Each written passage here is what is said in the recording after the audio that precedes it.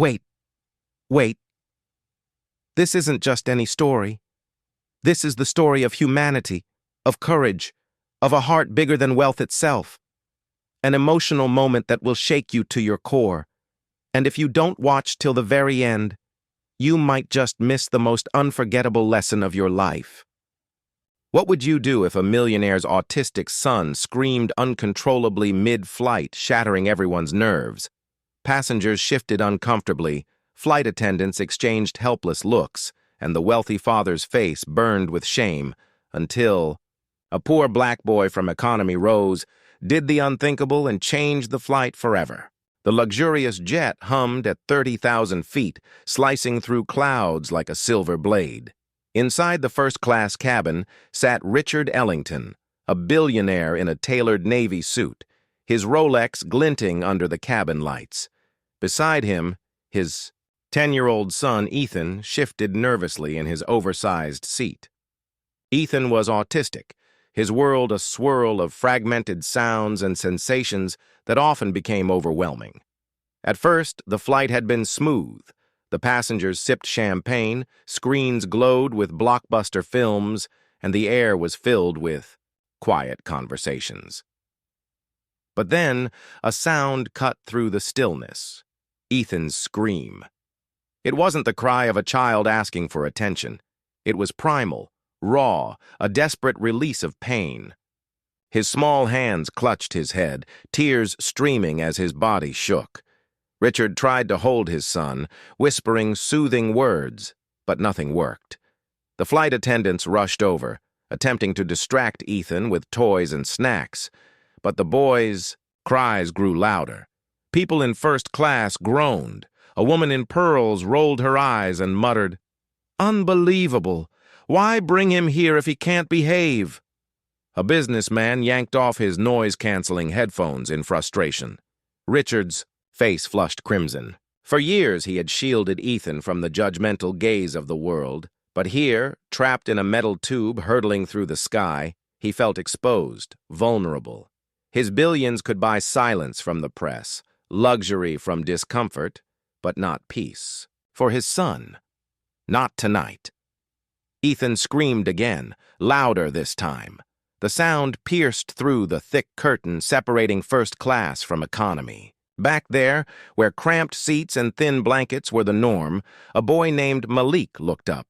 He was 12, skinny, with worn sneakers and a t-shirt 2 sizes too big.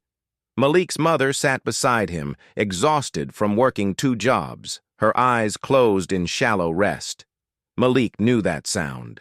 His little sister back home, Aisha, was also autistic.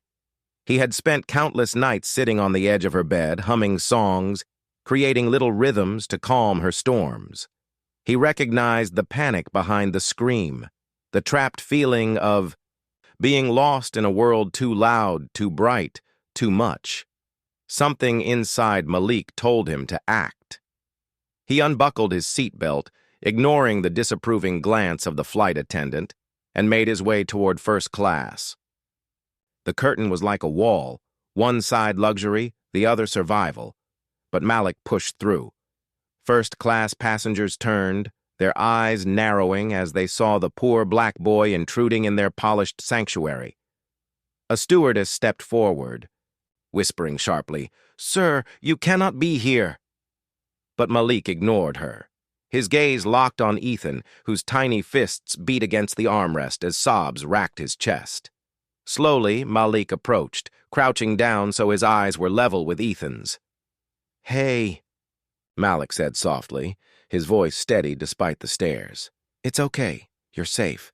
Want to hear something cool?" Ethan's cries faltered for just a second, his tear-filled eyes flickering toward Malik. Seizing the moment, Malik tapped a rhythm on the floor. Tap, tap, tap, tap.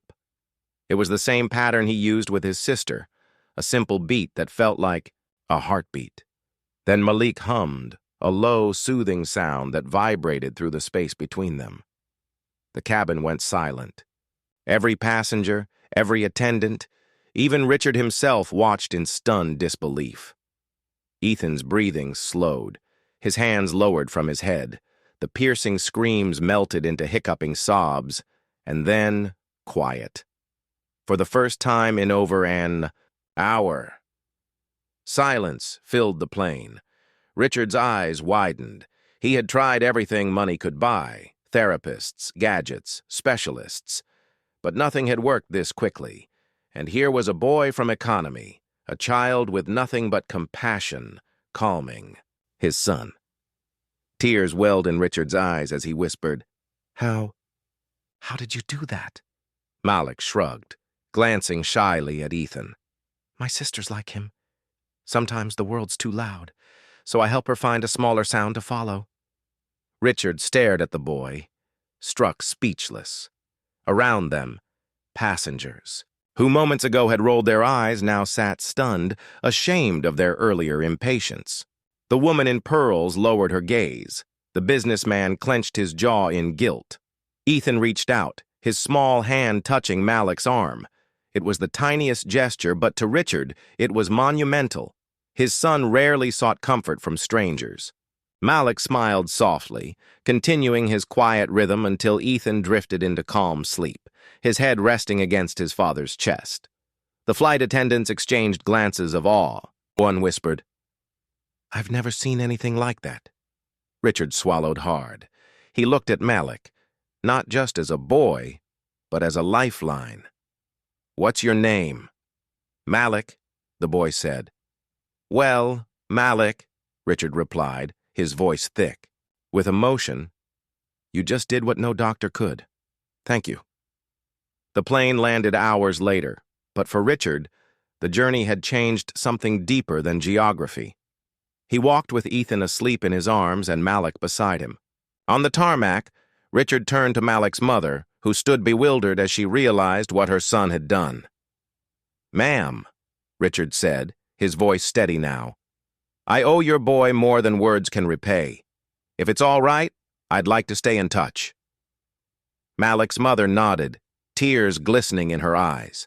She didn't know what future awaited them, but for the first time she saw doors opening, doors no one had ever offered before. In that moment, a billionaire learned humility, a child found his voice, and a poor boy proved that compassion could outshine wealth.